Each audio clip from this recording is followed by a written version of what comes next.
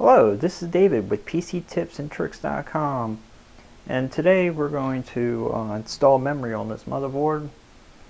It's pretty simple. As you can see here in the video, we have 2 sticks of Patriot memory and the motherboard, and then of course the anti-static strap.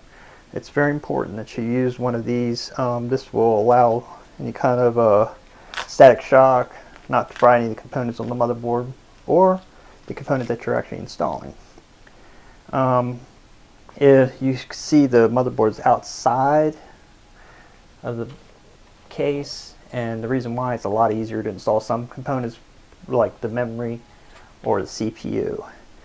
What's important when installing memory is making sure that this slot is lined up with the actual slots that you're going to be sticking this in.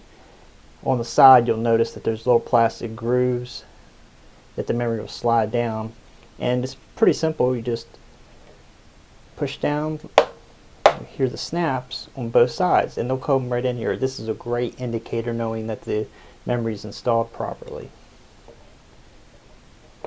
And then we'll do number 2. Now be sure to check your motherboard manual.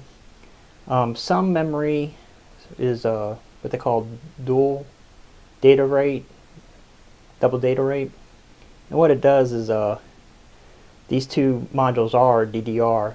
They'll run at twice the speed when they're sitting next to each other, but some of them require it to be in a different slot, and usually they'll match up with blue or black.